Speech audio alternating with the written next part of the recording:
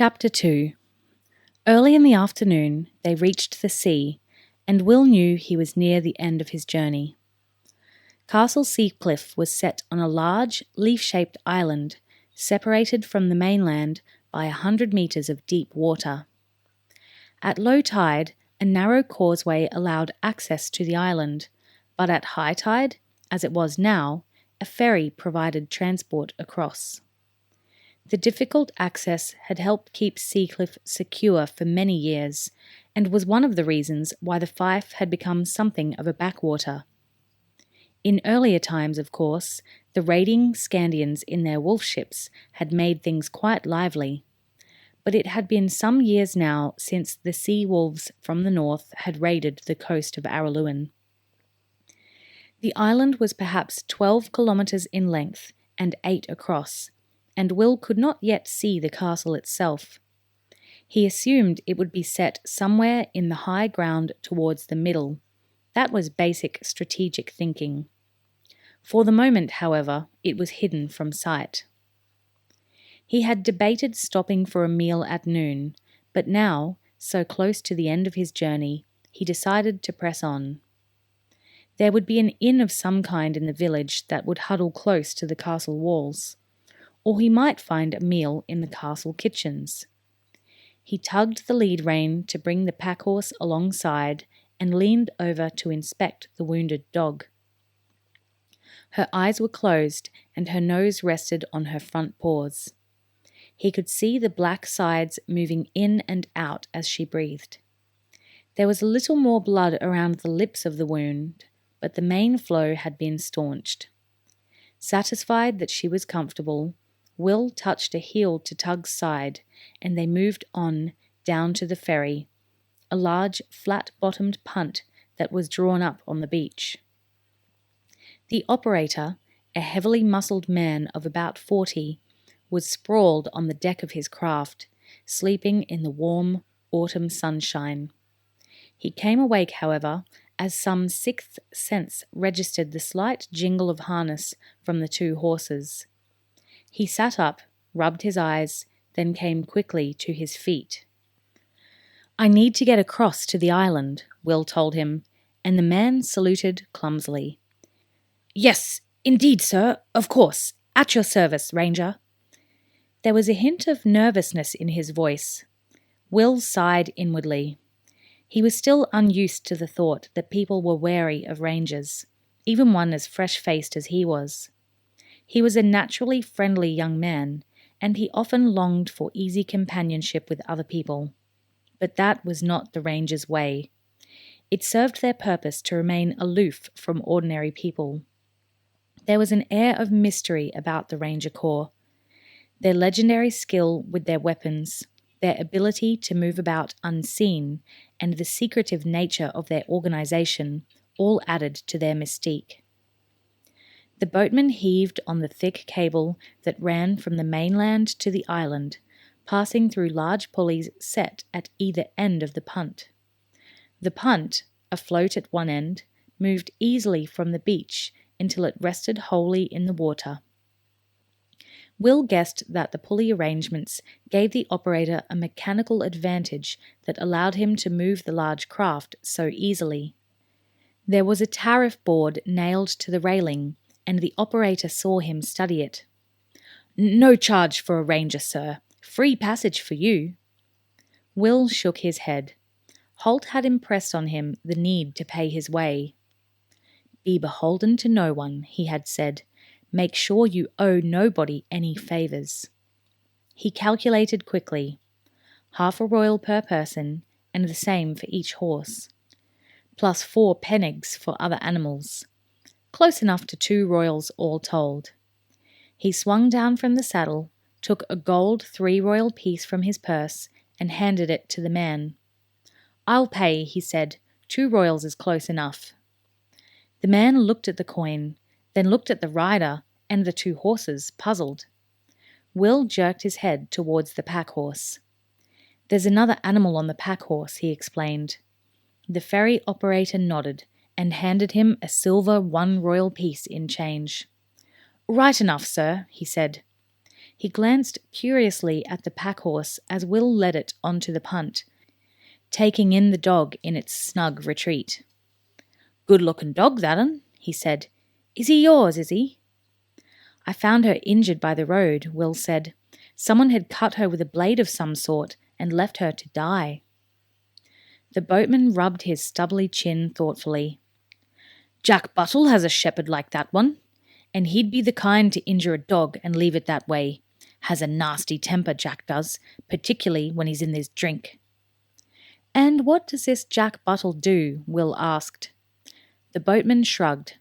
"He's a herder by trade, but he does most things. Some say he does his real work at nights along the roads, looking for travellers who are about after dark. But no one's proved it. He's might too handy with that spear of his for my liking. He's a good man to stay away from." Will glanced at the pack horse again, thinking of the cruel wound in the dog's side. "If Buttle's the one who hurt that dog, he'll do well to stay away from me," he said coldly. The boatman studied him for a moment. The face was young and well-featured, but there was a hard light in the eyes he saw. He realised that with rangers, it never did to assume too much. This pleasant-looking lad wouldn't be wearing the ranger grey and green if he didn't have steel in him. Rangers were deceptive folk, and that was a fact. There were even some who held that they were skilled in the black arts of magic and sorcery, and the boatman wasn't altogether sure that those people didn't have the right of it. Surreptitiously making a sign to ward off evil, he moved to the front of the punt, glad for an excuse to break off the conversation. "Best be getting us across then," he said. Will sensed the change in atmosphere. He glanced at Tug and raised his eyebrows. The horse didn't deign to notice. As the boatman heaved again on the thick hawser, the punt slid across the water towards the island, small waves burbling under the blunt prow and slapping against the low timber sides. Will noticed that the ferry operator's home, a small planked hut with a thatched roof, was on the island side, presumably as a security measure. The prow of the ferry soon grated into the island's coarse sand, the current slewing it sideways a little as the forward progress stopped. The operator unhitched the single rope rail across the front and gestured for Will to disembark. Will swung up astride Tug, and the horse's hooves clopped on the planks as they stepped carefully forward. "Thank you," he said, as Tug stepped off onto the beach. The ferry operator saluted again. "At your service, Ranger," he said. He watched the slim, erect figure as he rode into the trees and was lost from sight. It took another half-hour to reach the castle. The road wound upwards towards the centre of the island, through well-spaced, wind-swept trees. There was plenty of light, unlike the thick forests around Castle Redmont, or the dark pine forests of Scandia that Will remembered. The leaves had turned, but so far most of them remained on the branches. All in all, it was pleasant country. As he rode, Will saw plenty evidence of game, rabbits of course, and wild turkey. Once he caught a quick flash of white when a deer showed him its hindquarters as it bounded away. Poaching would probably be rife here, he thought. Will had a basic sympathy for the villagers who sought occasionally to augment their unvaried diet with venison or game birds. Fortunately, poaching was a matter of local law and would be policed by the Baron's gamekeepers. As a matter of policy, though, Will would need to discover the identities of the local professionals. Poachers could be a prime source of information about goings-on, and information was a ranger's stock in trade. The trees thinned eventually, and he rode out into the sunlight again. The winding uphill road had brought him to a natural plateau, a wide plain perhaps a kilometre across. In the centre of the plain stood Castle Seacliff and its dependent village, a huddle of thatched cottages set close to the castle walls. The castle itself, to one used to the impressive mass of Castle Redmont or the soaring beauty of the King's Castle Araluen, was something of a disappointment. It was little more than a fort, Will realized, with the surrounding walls barely topping 5 meters in height. As he looked more closely, he could see that at least one section of the wall was constructed from timber, large tree trunks set vertically into the ground and bound together with iron brackets. It was an effective enough barrier, he thought, but it lacked the dramatic impact of Redmont's massive ironstone walls. But there were solidly buttressed towers at each corner and a central keep, which would provide a haven of last resort in the event of an attack. Over the keep, he could see the stag's head banner of Baron Urgel as it stirred on the light afternoon sea breeze. "We're here," he told Tug, and the horse shook its mane as it heard his voice. He had reined in at the first sight of the castle. Now he touched Tug's side with his heels, and they started forward again. As ever, the pack horse moved off a little more slowly, dragging momentarily on the lead rope as they made their way through the open farm fields towards the castle. There was a smell of smoke in the air. The corn stooks had been bundled up and burnt after the harvest was brought in, and they were still smouldering. In a week or two, the farmers would plough the ashes back into the fields, and the sequence would begin once more. The smell of smoke, the bare fields, and the low-angled autumn afternoon sunlight all evoked memories in Will. Memories of growing up, of harvests and harvest festivals, of hazy summers, smoky autumns, and snow-covered winters, and, in the last 6 years, of the deep affection that had grown between him and his mentor, the deceptively grim-faced ranger called Holt. There were a few workers in the fields, and they stopped to stare at the cloaked figure as he rode towards the castle. He nodded to one or two of those who were closest to him, and they nodded back, cautiously, raising their hands in salute. Simple farm people didn't understand rangers, and, as a result, they didn't wholly trust them either. Of course, Will knew, in times of war or danger, they would look to the rangers for help and protection and leadership. But now, with no threatening danger, they would keep their distance from him. The occupants of the castle would be a different matter. Baron Urgel and his battlemaster. Will searched for the name for a few seconds, then recalled it was Norris, understood the role of the Ranger Corps and the value that its members brought to the kingdom's 50 fiefs. They didn't fear Rangers, but that didn't mean he would enjoy a close relationship with them either. Theirs would be a working partnership. "Remember," Holt had told him, "our task is to assist the barons, but our first loyalty is to the king. We are the direct representatives of the king's will, and sometimes that may not exactly coincide with local interests. We cooperate with the barons and we advise them, but we maintain our independence from them.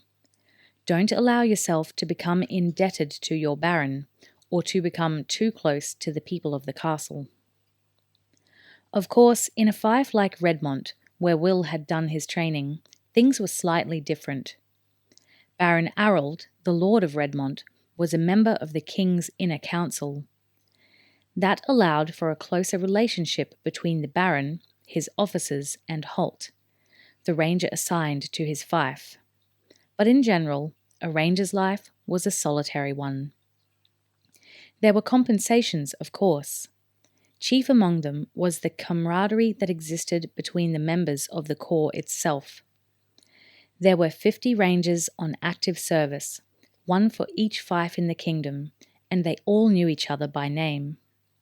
Indeed, Will was well acquainted with the man he was replacing at Seacliff. Bartell had been one of his examiners for his annual assessments as an apprentice, and it was his decision to retire which had led to Will's being presented with his silver oak leaf, the symbol of a full-fledged ranger. Bartell, getting on in years and unable to face the rigours of ranger life, hard riding, sleeping rough, and constant vigilance, had traded his own silver oak leaf for the gold of retirement. He had been reassigned to the Corps headquarters at Castle Araluen, where he was working in the archives section, compiling the history of the Corps. Will smiled briefly.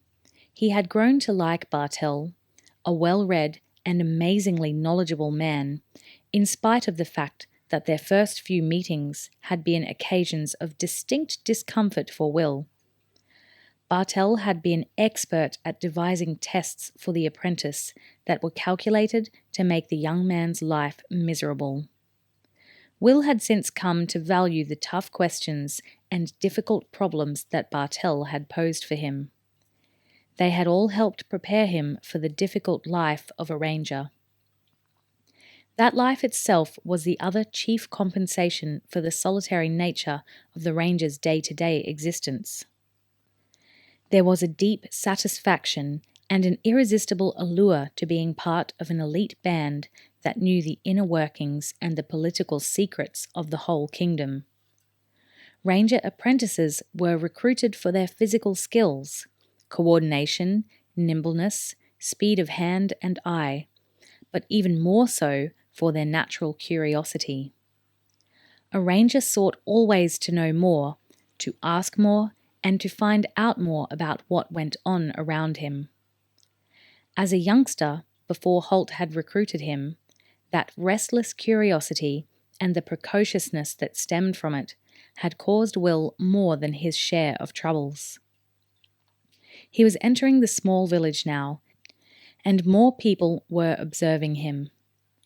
Most of them wouldn't make eye contact, and the few who did dropped their gaze when he nodded to them. Pleasantly enough, he thought. They saluted with a clumsy movement of hand to brow, and moved aside to let him pass, quite needlessly in fact, as there was plenty of room in the broad village street. He made out the symbols for the usual trades that could be found in any village: blacksmith, carpenter, cobbler. At the end of the single street was a larger building. It was the only two-story structure in the village, and it had a wide veranda at the front and the symbol of a tankard hanging above the door. The inn, he realized.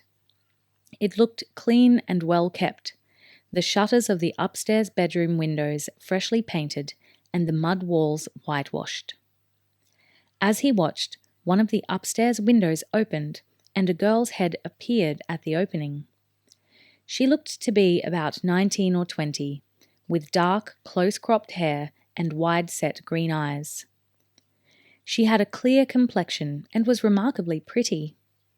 What was more, alone among the people of the village, she continued to meet his gaze as he looked at her. In fact, she went so far as to smile at him, and when she did, the face transformed from pretty to breathtaking. Will, unsettled by the reluctance of people to meet his gaze, was even more unsettled now by her undisguised interest in him. "So, you're the new ranger," he imagined her thinking.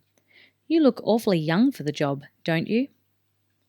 As he rode under the window, he realized uncomfortably that as he had raised his head to watch her, his mouth had gaped a little. He snapped it shut and nodded at the girl, stern and unsmiling. Her grin grew wider, and it was he who broke the eye contact first. He had planned to stop for a quick meal at the inn, but the disconcerting presence of the girl made him change his mind. He recalled the written directions he had been given. His own cabin would be some 300 meters beyond the village, on the road to the castle and sheltered by a small grove of trees. He could see the grove now, and he touched his heels to Tug's side, letting the little horse break into a trot as they left the village behind. He could sense 20 or 30 pairs of eyes boring curiously into his back as he rode. He wondered if the green eyes from the upper room of the inn were among them, then shrugged the thought aside. The cabin was a typical ranger's house, built of logs with large flat river stones for roofing. There was a small veranda at the front of the house and a stable and saddling yard behind it. It nestled under the trees, and he was surprised to see a curl of smoke from the chimney at one end of the building. He swung down from Tug's saddle, a little stiff after a day's riding. There was no need to tether Tug, but he looped the pack horse's reins around one of the veranda posts. He checked the dog, saw that she was asleep, and decided she could stay where she was for a few minutes more. If there had been any doubts that this was to be his house, they were dispelled by the carved outline of an oak leaf in the lintel over the door. He stood for a moment, scratching Tug's ears as the horse nuzzled gently against him. "Well, boy," he said, "looks like we're home."